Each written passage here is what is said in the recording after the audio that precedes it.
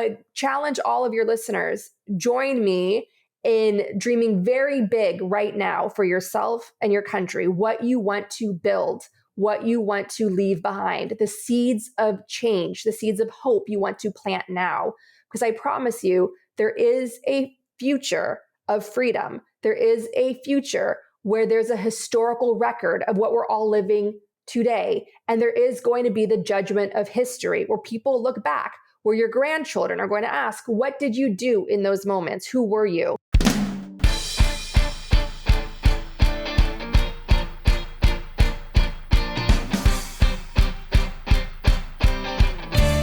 Hello, and welcome to the PoliticsGirl podcast. I'm your host, Lee McGowan. Let's get into it.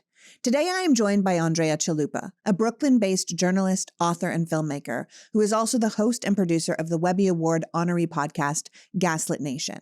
A student of Soviet history at the University of California, Davis, and Ukrainian history at the Harvard Ukrainian Research Institute, I had Andrea on right after the election because, unlike most of us, she wasn't surprised by the results. Andrea is an author, writer, and director whose works include the graphic novel In the Shadow of Stalin, Dictatorship, It's Easier Than You Think, and the documentary The Holodomor, Stalin's Secret Genocide. A frequent speaker on global affairs and U.S. politics and democracy, I find she has a perspective that few of us in America have, and I love her insight. Today, we're going to discuss Trump's new administration and the days of shock and awe. So without further ado, please welcome my guest, writer, producer, and passionate warrior against fascism, Andrea Chalupa. Welcome back, Andrea. Thank you so much, Lee.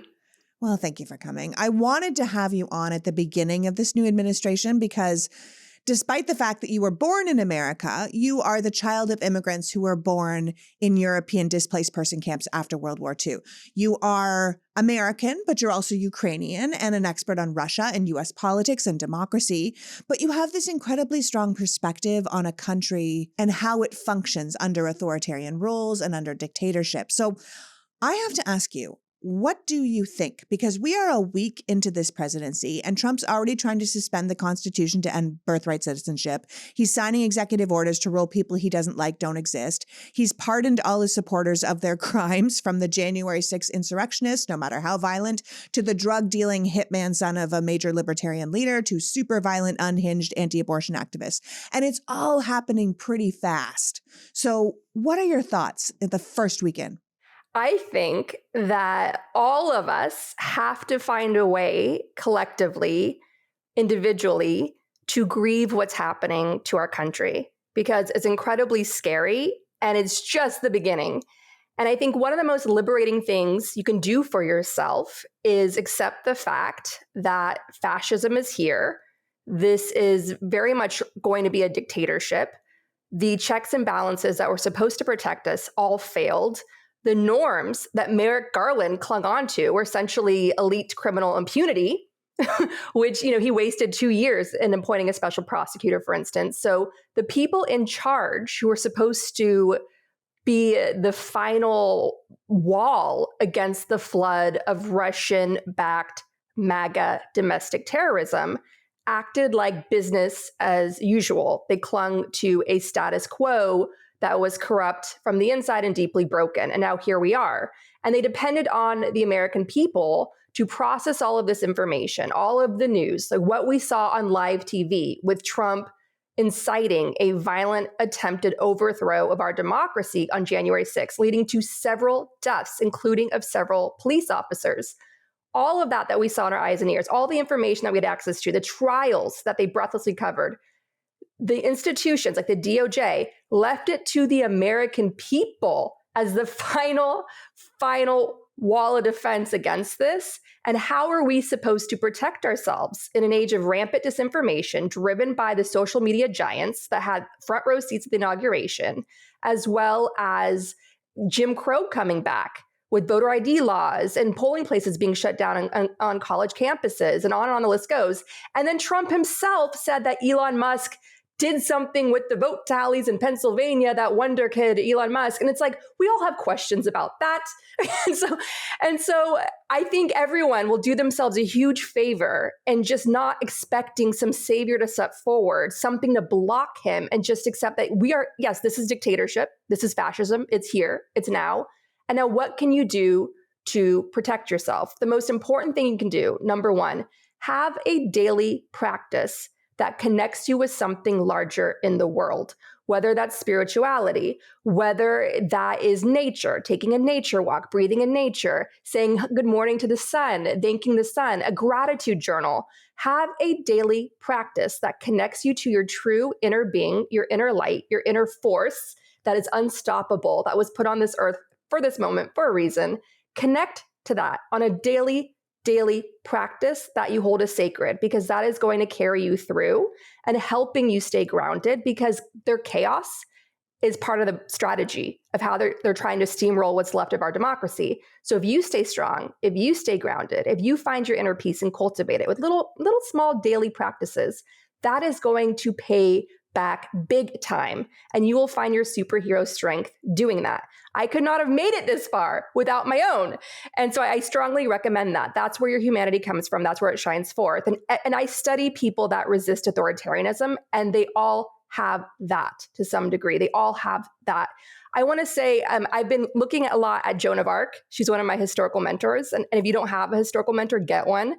Joan of Arc is one of many that I turn to. I read her trial transcripts that were basically her like slapping back at these wannabe traitors of her country. And one thing I want to say about the Middle Ages, when the Black Death came and wiped out half the population of Europe, what was the result of that is that people started turning towards inner work, towards spirituality. Colleges, universities were expanding. And the number one subject people were pursuing was theology, spiritual subjects.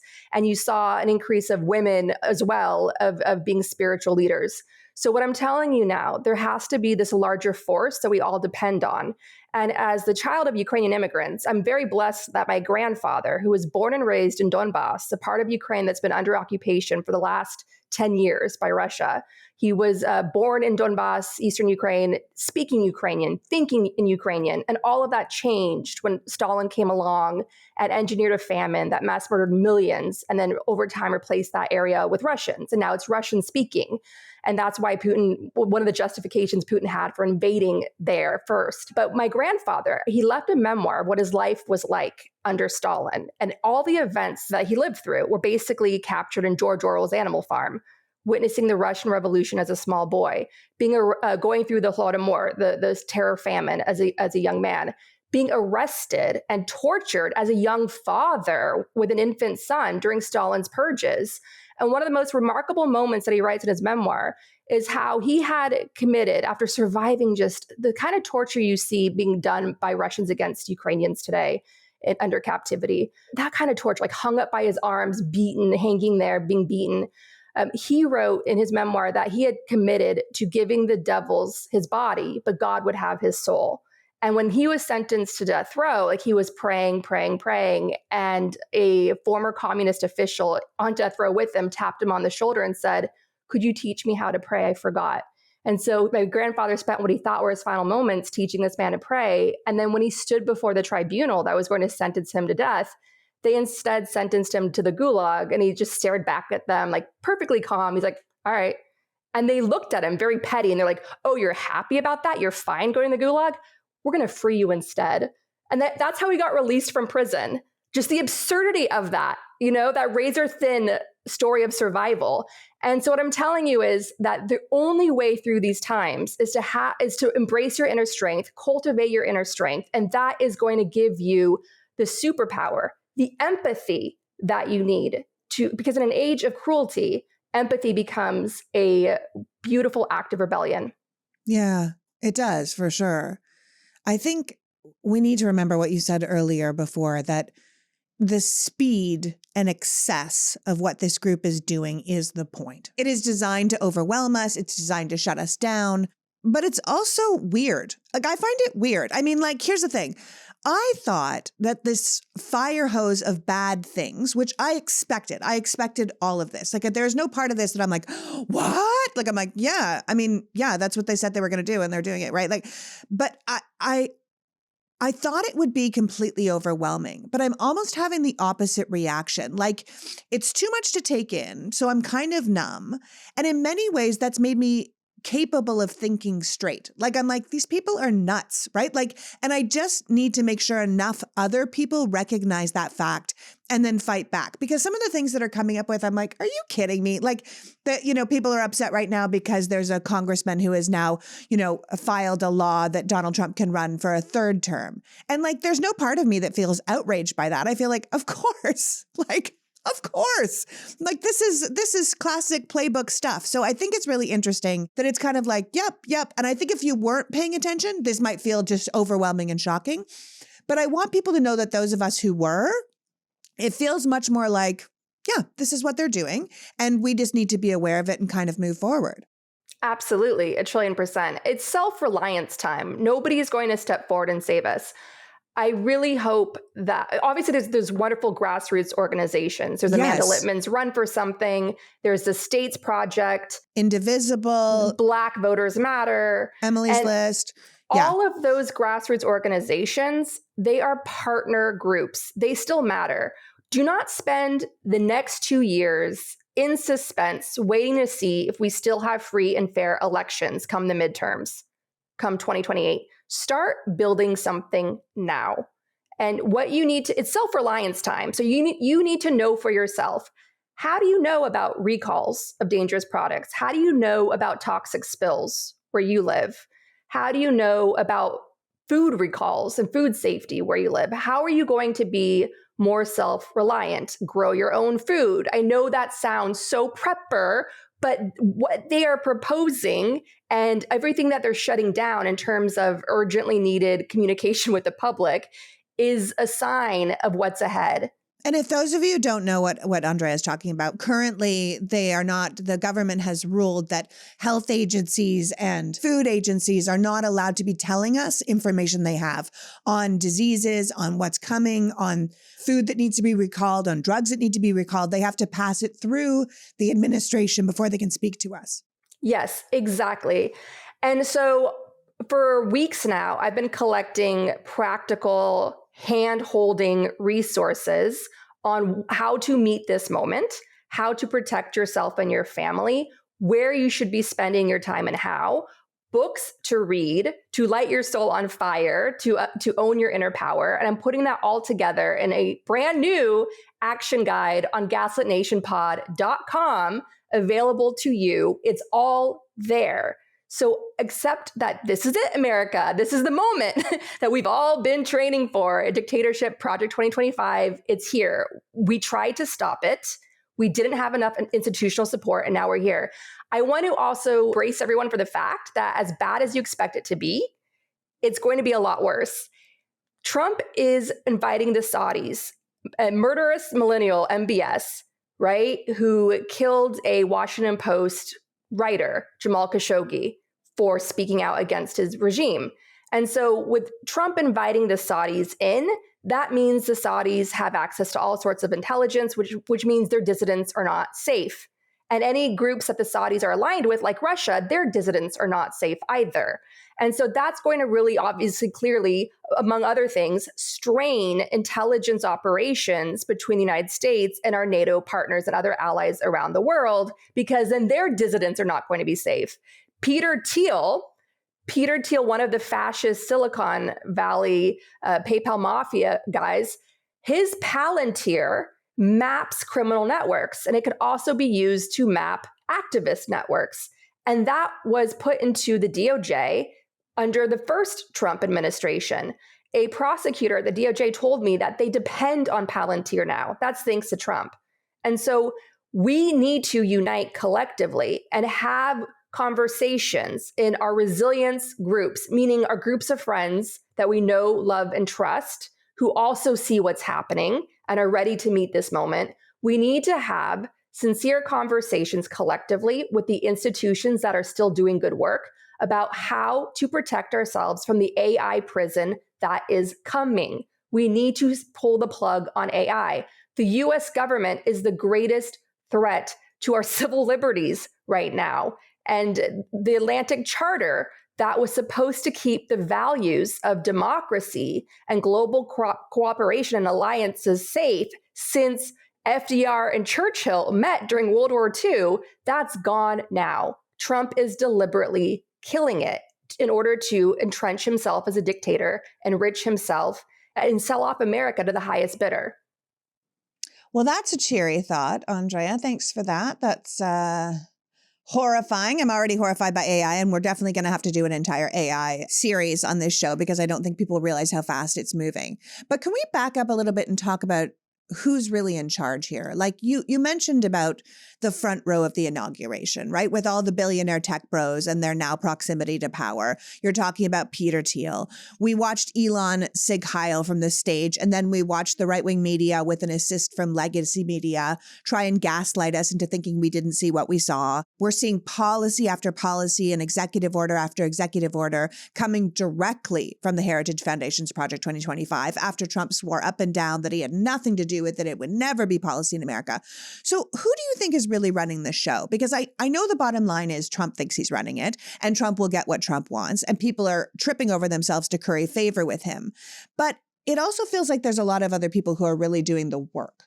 Yeah, so Trump is just a bulldozer for the oligarchy. He's just their figurehead. It's all of these larger, darker forces who want regulations rolled back. There's a saying that I heard when I lived in Ukraine, which is the oligarchs see the people as the shit we grow our money in. And so that's basically what we're facing now. And if I sound dark, that's because what's happening to America is what has happened to Ukraine under Kremlin-backed corruption. And I've witnessed a lot of beautiful civil society resilience and resistance and persistence. And we have that in us too. So I feel it's empowering to stare the abyss in the face, to accept the reality, because therefore I can be prepared and I can get into action and to do my part as part of the larger collective movement to confront these issues and try to do something about it. The European Union, for instance, Elon Musk and Bannon, they may be the two sort of kingmakers in Trump's White House who are at odds with each other, obviously. And that civil war is delicious and it's going to serve our interests. And I think everyone in the press should exploit the hell out of that and get under their skin and their egos. But Bannon and Musk, who I would say are in charge of that Trump administration, along with Ivanka and Jared, or they're also going to be a power center that's coming up just like they were in the first time around, enriching themselves. But Bannon and Musk are dangerously united when it comes to undermining the European Union, which is one of the strongest regulators in the world and protecting us against big tech and AI. Yeah. So there is hope in the world. And right now it's with the European Union. So if you have a European audience, listen to me. You need to protect your democracies. You need to fight against your far right candidates. You need to not take for granted what you have, because you, by standing strong as a united Europe, are going to protect us against our oligarchs here at home with your regulations and showing that a better world is possible. Yeah. And I will say this is why you see people like Mark Zuckerberg aligning himself with Trump, because he keeps talking about how the European Union has too much censorship of tech and how he wants to use America's power to force the European Union to get rid of their regulations. And it's true. The European Union is standing strong when the rest of the world is kind of kowtowing to what the tech overlords want. And I think that most of us would be very smart to recognize that. And like you said, support EU leaders that realize that we need this kind of regulation. Can we talk a bit about these pardons? Because it feels like Trump is just mass pardoning everyone, right? With the January 6ers, it feels a bit like laziness, like he just didn't want to go through all those cases and figure out who would be pardoned and who shouldn't be pardoned. So he was just like, fuck it, pardon them all, right? Like danger to the community, be damned. But clearly the whole thing sends a message that violence and other illegal actions committed in service to Trump or for his agenda will now, much like himself, be above the law. It essentially creates this kind of get out of jail free card for anyone Trump might ask to do something, right? So on a small scale, of course, he has created a violent and hateful, emboldened personal army who are completely devoted to him, like his own brown shirts, if you will.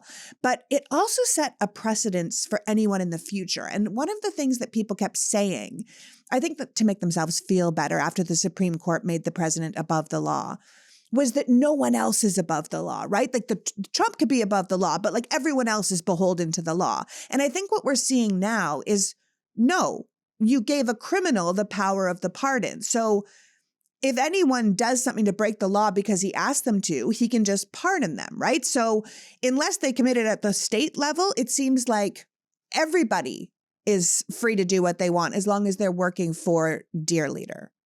Does it seem like that to you? Okay, so we're going into February, and some people panic about Valentine's Day shopping for their man.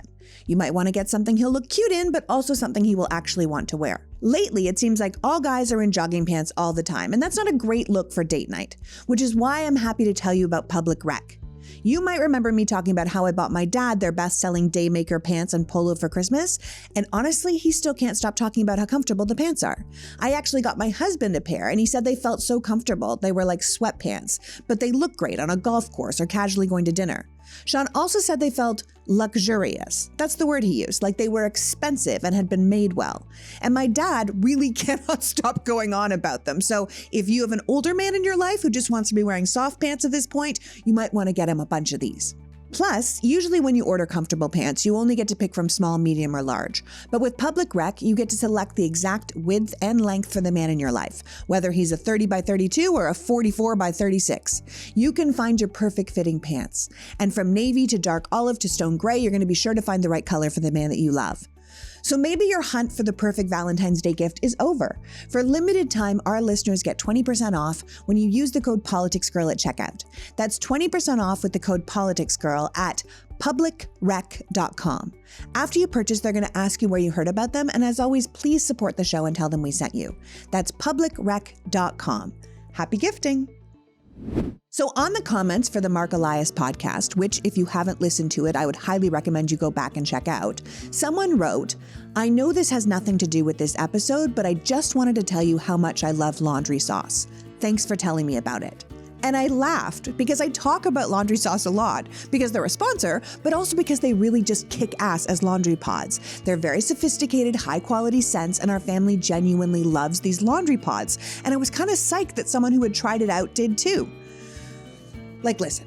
Laundry isn't everyone's favorite activity. I'm not going to tell you that this great detergent makes laundry so fun to do because it doesn't. It's laundry.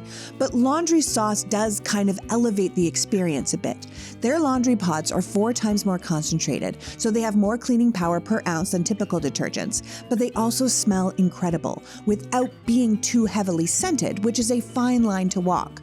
I was already picky with my detergents because I like to be good to the environment and I'm not into chemical smells, but laundry sauce partnered with the top-of-the-line fragrance house to bring beautiful, complex aromas from high-quality ingredients, and they just happened to put them into a powerful stain-fighting laundry pod.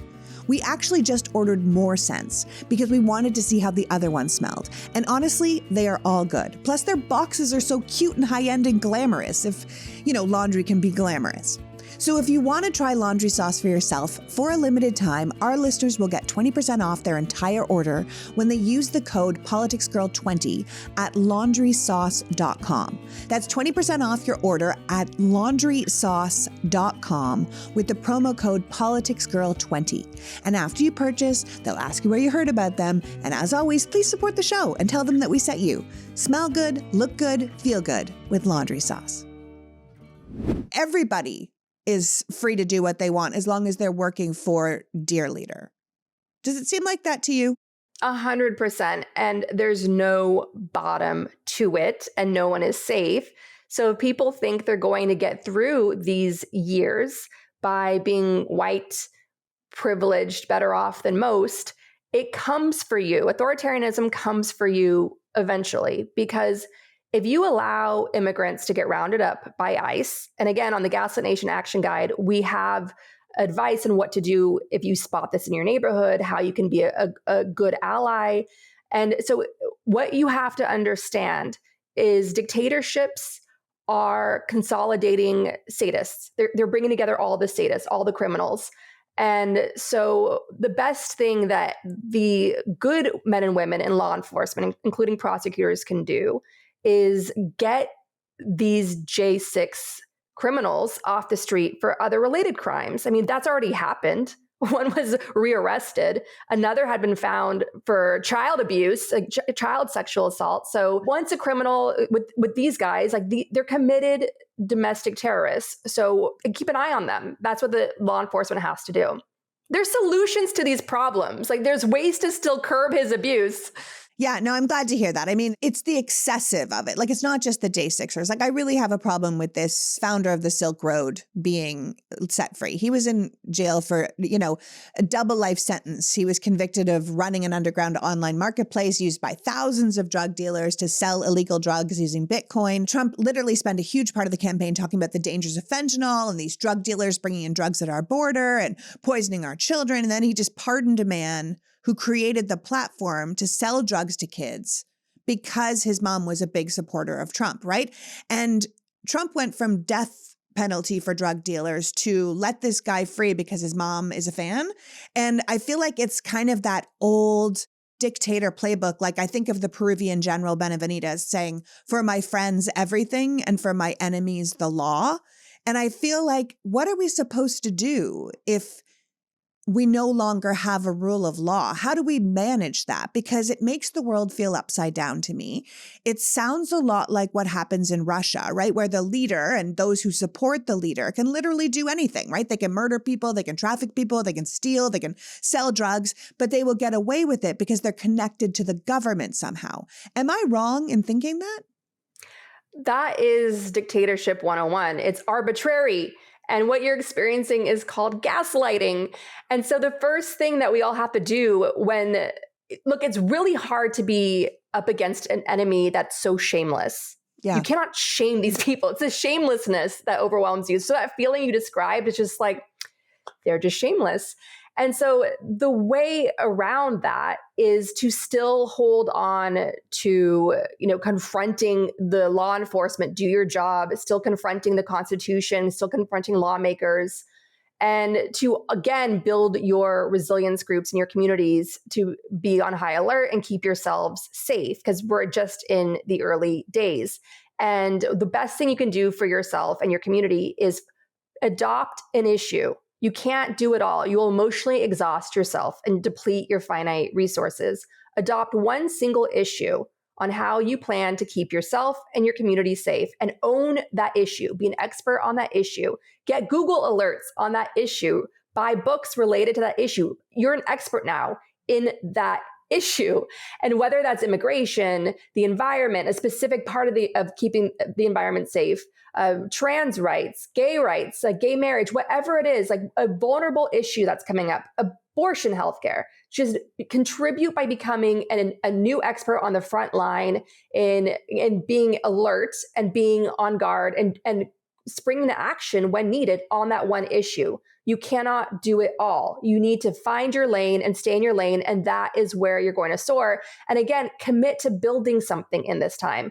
Don't just be in despair. Everyone I know is collectively depressed. They're not marching. And I went to People's March in Washington, D.C. I went with my dad. We had a beautiful time. I met an amazing doctor who was instrumental in protecting Obamacare all these years. And she's going to be on the front lines again in protecting our healthcare. All these legal cases are coming out against what they plan to do, taking away our basic right to healthcare. Yeah, that's my issue. That's the issue I'm adopting. Yeah, I mean, I met this woman at the march, and now she's coming on my podcast, and now I have this wonderful resource on how I can help all my community that care about this issue find their place in it. So please march. Please go to protest. Protests matter. It's psyops what they're doing to us. They want us all to be home, alone, depressed, succumbing to our dread and fear. Like, oh my God, the AI is going to get me. No, it's not. There's still so much resistance and creativity coming out of China, for instance. I know China is like this entrenched dictatorship, but I have friends who are from China who are doing wonderful things and living their lives out loud. And so it is possible to build a counterculture to what the dictator wants you to accept. And that is where our safety will lie. And we are going to ultimately get through this. We have to believe in that. And we have to every day do our daily practice of breathing and staying sane within ourselves. Because if we don't, if we fall apart, that's when they win. Yeah. Let me ask you, because you know Russia so well and you know dictatorship so well. I feel like this kind of like, for my friends, everything, for my enemies, the law, isn't the only Russia-like behavior that we're seeing now, right? Like, we already have our oligarchs. We have the billionaires taking over our media, bowing to the leader's whim. 3 days in, we had, like I said, that congressman proposing that Trump, stay in office for a third term. I mean, it all feels like Putin core, right? Like they're all like just trying to be the Putin playbook. And it shouldn't surprise me. I'm not surprised that they want to keep him in power indefinitely. I think I'm actually surprised they're trying to go through the proper channels to do it. And I want to tell people, like, to be clear, they can't just change the Constitution like that. It's actually quite hard to amend the Constitution. You need 2/3 of the House and Senate, 3/4 of the states to ratify. So there's no way that's going to happen legally. But I think I want people to remember that it is still crazy they're suggesting it, and we should never stop pointing that out. Yeah, I mean, Trump didn't want to leave the White House the first time around, so he's not going to want to leave again. He's staying. And so they'll find some way for him to stay. They'll find some way for Barron or Ivanka. Sorry, JD Vance. They're going to create a dynasty. And that's not hyperbole. Like, that's really what they're after. And it's very important that people understand when we say that Trump and MAGA are like Russia, this is what that means.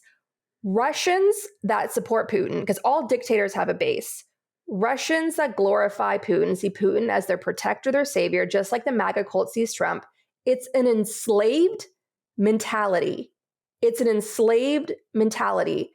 The tension of our time, when everyone talks about America's in a civil war, it's really a tension between the free states, full of people that are determined to have a good quality of life and the rule of law and to hold their elected leaders accountable, versus the slave states, where they don't mind living in poverty as long as Black people are in poverty too.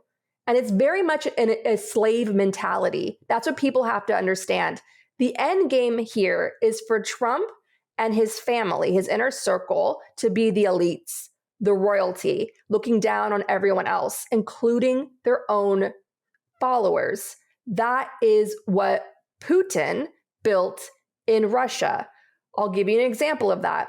Alexei Navalny released a YouTube video showing Putin's massive castle that he built for himself with stolen money. This thing was elaborate. When this video was released, Putin's palace, it was just the wealth was shocking. How did average Russians respond? That's my czar. Look at how he's living large. They enjoyed it. They took pride in it because they have an enslaved mentality. Why is that? Because they feel by supporting the strong man, they are in the in club, and that shine of the strong man shines on them. And so what Trump is doing as part of his cult of dictator is he's creating an in club, which is all his MAGA supporters who are proud how he breaks the law, proud how he enriches himself. Trump had so many fraud cases and investigations against him. He had Trump University brought to justice. He and his family were banned from, charities and businesses in New York State. The man was like walking, talking corruption and fraud. 6 bankruptcies he had after being born a trust fund kid.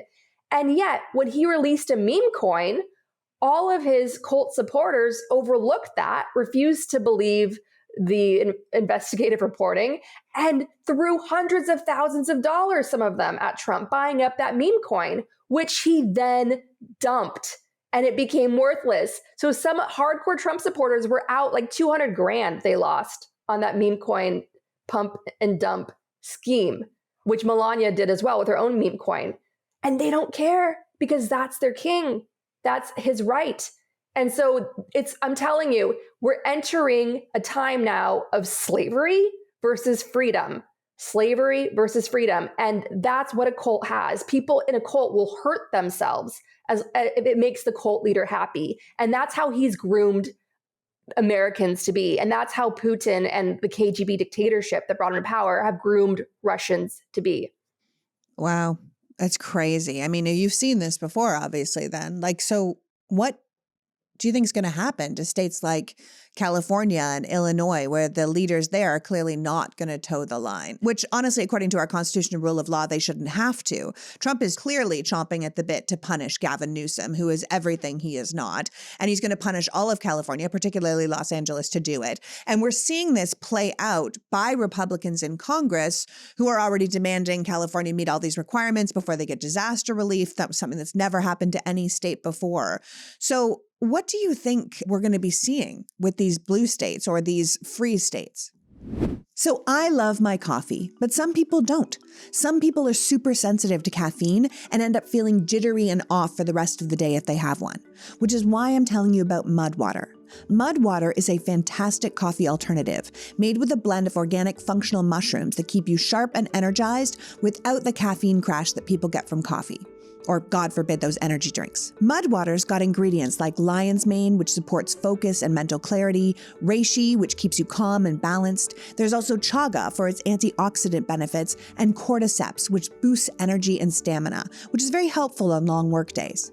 Their OG blend has a rich, earthy flavor with hints of cacao and chai. You can drink it hot or iced, or use the frother Mud Water sends along to froth up some milk and drink it like a latte. No caffeine spikes or crashes, just steady, focused energy. Plus, every single ingredient in Mud Water is 100% USDA certified organic, non-GMO, gluten-free, vegan, and kosher. There's no sugar or artificial sweeteners, so it's just a clean, natural source of energy that doesn't mess with the system. Ready to make the switch to a cleaner energy drink? Head to mudwater.com and grab your starter kit today. Right now, our listeners get an exclusive deal, up to 43% off your entire order, plus free shipping and a free rechargeable frother when you use the code PoliticsGirl. That's right, up to 43% off with the code PoliticsGirl at mudwtr.com. And again, after they purchased, if they ask you how you found them, please support the show and let them know we sent you. Keep your energy natural and refreshing all year long with Mud Water, because life's too short for anything less than clean, delicious energy. So, I still haven't fixed the blinds in my bedroom, but it is on my radar now. As I said last week, with all the ugly in the world, I've been spending a limited amount of downtime looking at bedrooms online to get inspiration for something pretty, and I am starting with the windows. Which is why I'm happy to tell you about 3-Day Blinds, who are the leading manufacturer of custom window treatments in the US, who make upgrading your blinds and shades and shutters and drapery easy breezy and painless. You're not handy? No problem. Their team handles all the heavy lifting. Design, measurements, installation. You just get to sit back and upgrade your windows. You want help deciding what fits best in your home?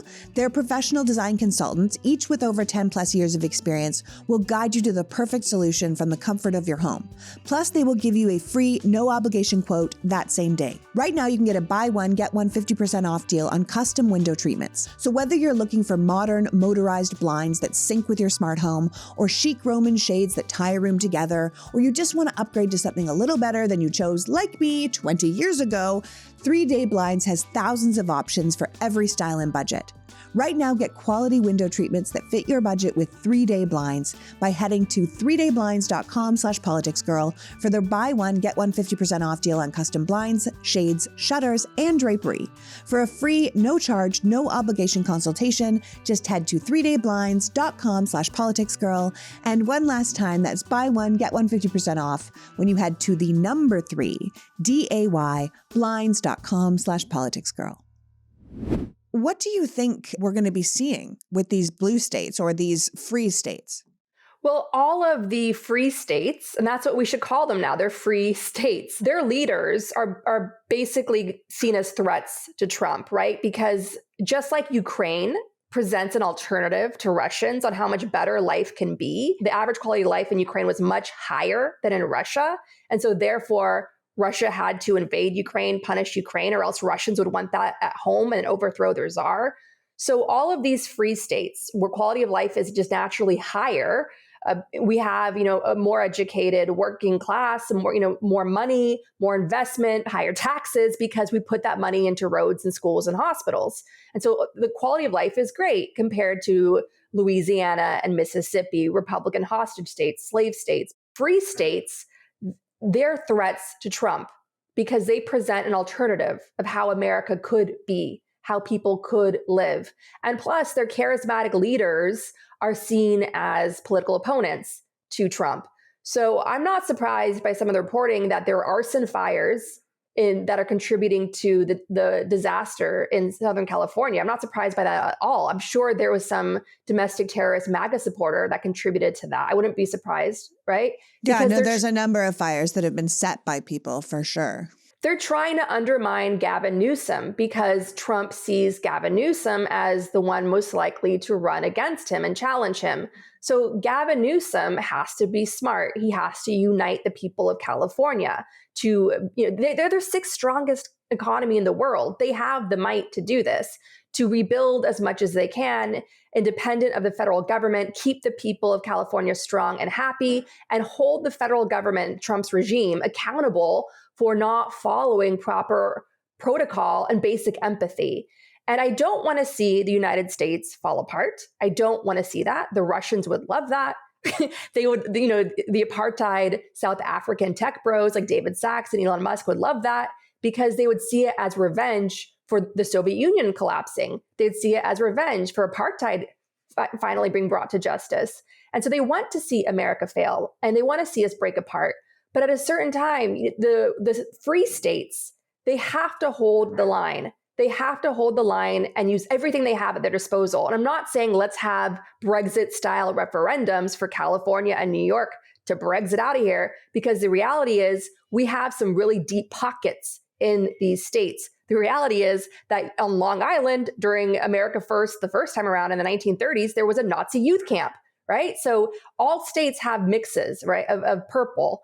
But these free states have to be as strong and creative and aggressive as possible in keeping their people united, together, strong, healthy, and getting all the resources to their own state in whatever creative way they can to keep the quality of life up and keep their political power so they can show an alternative to the destruction that Trump is bringing. He's going to create so many victims among his own supporters. He's going to kill off his own supporters, just like he did with his disastrous mismanagement of the pandemic. He's setting us up for another pandemic. And so his own supporters are going to die in large numbers again. That's where this is headed. And we have to be ready for people waking up, finally being radicalized by reality, and they're going to need a place to go. They're going to need to see an alternative. And that's where these free states and almost free states, the purple states, that's where they come in, showing we have an alternative here. We have another way of life. We are strong, we are resilient, and we are going to defy this. It's also very important that people get proper sources of information, because living in California right now, the amount of disinformation and straight up lies to make the current government look like they're making the mistakes that they are not. It has been beautifully handled here. But if you just read the news or listened to Fox, I have family members that are very right-wing and they're like, how are you even handling it with it being so badly managed? And I want to be like, it's being beautifully managed. Like, they're doing such a good job. The firefighters are doing a good job. The coordination is amazing. They're already changing rules so that you can build faster and do things better. And I think the thing is we have to work against the disinformation on top of that, because it's a propaganda campaign to make these blue state leaders look incompetent so that they can replace them with people that will toe the line. 100%. I mean, the disinformation machine that the far right has built now rivals what the Russians have, and how they brainwashed so many people to be enslaved and work against their own interest. So it's on the disinformation front in the US, it's incredibly scary. And I think what that forces us to do is to invest in independent media, support independent media, like your show and like mine. Your show, yes. Our shows, and really build a strong network among independent media. And also, all of us have to learn media literacy 101 and speak our own truth, report on what we're seeing where we live, and not be afraid. I'm seeing people meet this moment by succumbing to paranoia and scrubbing their social media and going underground. That is not how you do it. If you read Tim Snyder's On Tyranny, he says, be visible, stand out, show your humanity, show who you are. That's what we need. We need you to be public facing. We need you to be a human being connecting with other human beings and using whatever platforms you have securely, safely to document what you're seeing. Believe your eyes and ears. Become a trusted voice in your community. Have in-person events. Bring people together. Meet with the editors of your local newspaper if you still have one. Subscribe to that newspaper.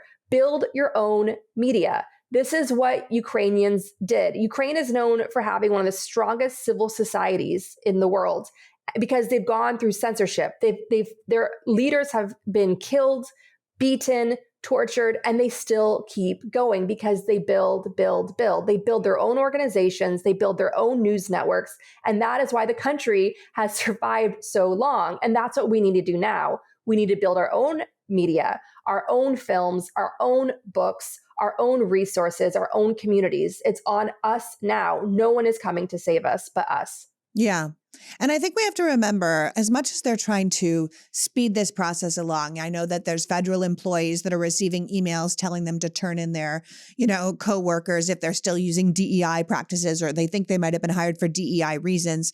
It reminds me of kind of neighbors turning on neighbors stuff of things we heard about in history. But this is all stuff that Project 2025 was ready for, right? They were ready for all of this. They wanted to purge the government really fast and fill it with loyalists rather than civil servants. Everything we said was going to happen is happening. And we're already in the rewriting history phase, right? They're trying to rewrite January 6th as this day of love, and they're going to write books on it and stuff like that. And like you said, we have to believe our eyes and ears. We have to speak to each other. We have to remember the way things were. We can't stop sharing the truth just because it feels scary, right? Like it is scary to watch the head of the Proud Boys and the head of the Oath Keepers, who were both convicted of seditious conspiracy, caught on tape, conspiring against the U.S. government with arsenals of weapons ready to go to be used against the American people. And we're like, yep, they're just free now to start their own militias again, right? Like this is scary stuff, but I don't think we should shut down from it. I mean, if anything, we have to stop the momentum, right? We need to get in the way of everything they're trying to do by suing them when they do things wrong. Like if you're trying to stop birthright citizenship, that lawsuit was already in power the day he was inaugurated, right? By not complying when they tell you to do something, be like, no, I don't think I have to do that. And like make them show you that you do, right? Like most of the time they won't have a warrant. They won't have the things. They just expect us to comply in advance. By telling ICE who come into our neighborhoods to collect our neighbors that we don't know who the immigrants are, right? That we don't talk to our neighbors. I don't know anybody who's an immigrant. Like, I don't know anything. Like, no, you can't come into my home. Like, do you have a warrant? That kind of thing. What else do you think we should be doing? Because I know we need to be supporting the organizations who are already on the ground fighting back. I know we need to be supporting the people that are suing the administration. I know we need to be out there speaking up for the rights that are already being taken away. But what else do you think we should be doing? Well, I think one of the best things you could do is sabotage. And there's a lot of ways to do that. So if you are in a position of power in a corporation that is funding some of, some of these horrible things or wants to deregulate essential services that we all depend on, and that could and that those deregulations could potentially poison communities, what you need to do is learn right now how to leak safely to protect yourself. And there's organizations like freepress.org, which gives you all the tools on how to leak safely and how to have a VPN. We have an entire security page on gaslitnationpod.com that was put together by security experts who are in our community of listeners. We've gotten together in resilience groups. Once a week we meet to share best practices. One listener is getting into ham radio, right? That's an interesting area because then you can listen to the police scanners and then you can know what's really going on beyond the media filter. And that's going to be your first line of defense of knowing, is there really a pandemic if suddenly there's an uptick of all these emergency room visits and so on. So there's a lot that we can do. If you ever had a terrible boss, now is the time to cosplay that person if you work in the federal government or for a conservative, judge or again, in a corporation that's trying to poison us. So now is the time to be blissfully dysfunctional and stay where you are. Do not resign. Stay where you are and just be a bumbling idiot and have so much fun doing it because they're stupid too. They might not even notice that you're being stupid because they're stupid too. Yeah, like if you are in charge of ordering things for the concentration camps they're building, don't quit. Maybe just screw up the order. So there is one door instead of 475 doors, that kind of thing. Like make mistakes that will slow the some of these terrible things that are happening. I want to say really quickly about the concentration camps, the prison camps that they're building. The Holocaust began with mass deportation. They are blacking out these people who they're detaining. They cut immediately a DOJ program that provides federally funded attorneys to the detained so they know their rights and can know how to navigate a scary situation. That's gone now. And so the end game here is when they want to build all these prison camps, that is just a black hole of sadistic corruption, abuse, sexual abuse, men, women, and children. It doesn't matter. That is a rallying ground for sadists to go for these Rambo. We've talked about that on your show. But also the end game is expanding slave labor for the corporations that are gleeful that he's back. Yeah. And listen, I want people to understand, we're calling them, detention camps or private prisons, but we don't need to miss words. These are concentration camps because they're going to be concentrated groups of people who are rounded up without constitutional rights, held indefinitely. And we need to be clear that this administration will not be deporting these people. They're not planning to get a whole bunch of planes and ship them back to the country of their birth, blah, blah, blah. They are planning to use them, as Andrea is saying, as slave labor. Private prisons make money off taxpayer dollars for each detainee, right? That funds the detainee. So the government, our money, is going to be used to keep these people in prison. Then the government will make money leasing these human beings back to the very industries that they destroyed by ripping all these people out of the economy at once. So our farming, our construction. We're planning to use these people as per our constitution that says if you are in prison, we can use you as labor. It's a new form of slavery, and we can't pretend that it isn't happening. But I do want to draw attention to the fact that people are already out here fighting back. I don't want people to feel so demoralized by what's going on that they think it's not happening. I mean, we talked about this right after Trump was elected. We can't lie around despairing, right? We have to roll up our sleeves and we have to get ready. I want people to know that a minute after 12 o'clock on Inauguration Day, the exact time that the president should have been putting his hand on a Bible but chose not to. Because he's the Antichrist. Yes, because it would have probably caught us all on fire. Democracy Forward filed a lawsuit against the Department of Government Efficiency, DOGE, challenging their operations in general. Just after 10 p.m. on Inauguration Day, the ACLU filed a lawsuit against the president's attempt to end birthright citizenship. That case has already been to a court where the judge was like, why are you even bringing this to me? This is so clearly unconstitutional. This is like a joke that you brought this here, right? The day after the inauguration, the National Treasury Employees Union filed a lawsuit challenging Trump's Schedule F executive order, allowing him to go after every public worker who doesn't kiss the ring. So there's a lot happening. And we had Mark Elias on the show last week, and he was like, don't discredit the courts. There are a lot of good judges, a lot of good people still working in the court system, even though we see the courts as corrupted because of the Supreme Court, right? I think the most important thing we can do right now is to keep reminding people that he is not doing what he said he'd do. He's not working for them. He works for the billionaires. He does not work for you. And I feel like that's a working oppositional plan. Yes, okay, he is rounding up illegal immigrants, which is what his base is dying for, right? But he also explicitly told his voters that he would make prices lower. They are higher, that he would get them houses. He will not. No one talked about taking over Panama or Greenland or Canada during the campaign. And now that's where we are, right?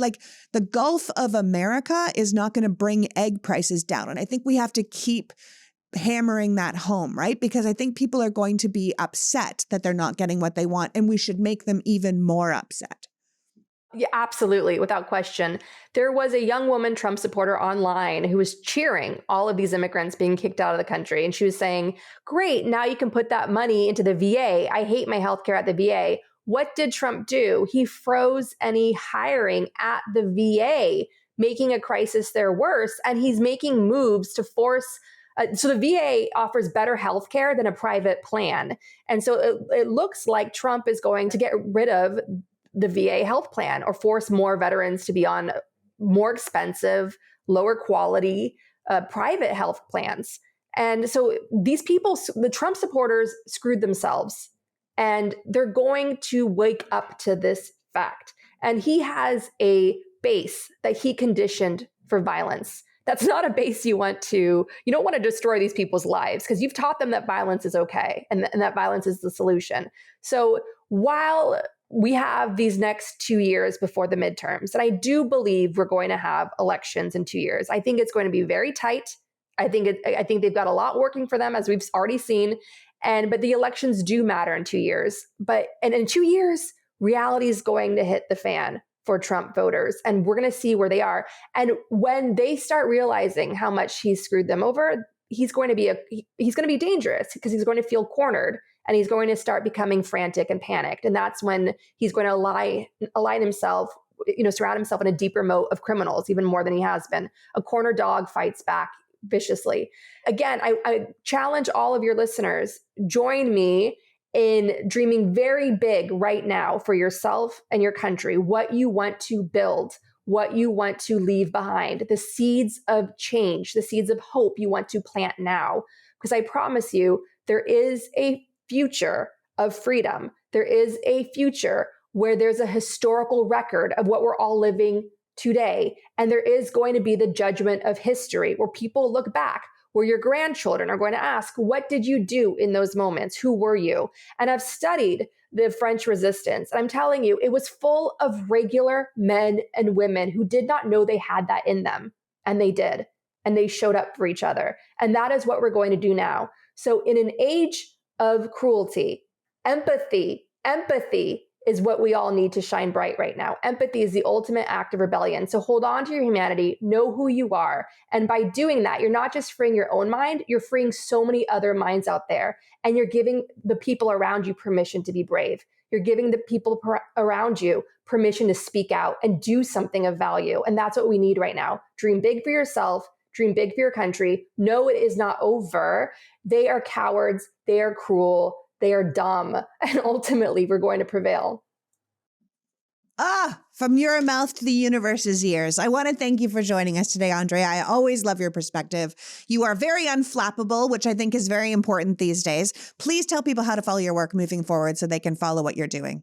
Check out the Gaslit Nation Action Guide on gaslitnationpod.com. We also have a security guide, and we also launched a new survey called Reject Hypernormalization, which means that none of this is normal, what we're going through. So we're calling on people to answer a couple of basic questions to document what they're seeing that is not normal, because that is the antidote to gaslighting. So go to gaslitnationpod.com, take the hypernormalization survey, check out the security guide, make sure your tech is secure to protect yourself, especially if you've got the goods and you want to leak to journalists on Signal, do it. We need you to. And also the action guide, all on gaslitnationpod.com. Make the most of this time. Do not curl up in despair. That only helps them. It's time to shine bright. You're going to do big things now, and it's going to be part of the historical record. History will remember you. History will remember you. Thank you, Andrea. So that was Andrea Chalupa, reminding us that this is self-reliance time. We need to build partner groups, our own media ecosystems, and thicker skin. Whether we want to believe it or not, we are in the early stages of an American dictatorship, with free states and people who are enslaved. We can grieve what happened to our country, that our institutions didn't save us, but we can't cling to the status quo or disconnect from our society alone and depressed. As Andrea says, be involved. Pick an issue and become an expert in it. Figure out how to keep yourself and your community safe with your expertise. There is a future where we return to freedom, but we need to work for it. We need to be visible, to stand out, to show our humanity. Because, as Andrea says, in an age of cruelty, empathy is an act of rebellion. I want to thank Andrea for joining us today and you for caring enough about the future of this country to be here. Now go check out gaslitnationguide.com and find out how you can start fighting back. Until next week, PG out. Before you go, I just want to say if you're a premium member of this podcast, then thank you. And if you're not a member, then please consider supporting my work. As Andrea said, we have to build our own media. We are almost completely overwhelmed by state-supporting media and propaganda at this point, but we still have to be out here supporting those bringing you the facts. So if you aren't a member of Politics Girl Premium, please consider going to politicsgirl.com and signing up. You'll get this podcast ad-free, along with my rants and bonus content sent directly to your inbox. So even if my work is silenced on social media, you will still get access to the truth and facts. There is a link to sign up in the bio of this episode, but also on politicsgirl.com. And as always, please like and share these podcasts so we can grow our audience, because the more people who have access to the truth, the better. Thank you for your time and your support. The Politics Girl podcast is written and performed by me, Lee McGowan, in partnership with the Meidas Media Network, and produced and edited by Happy Warrior Entertainment. All rights reserved.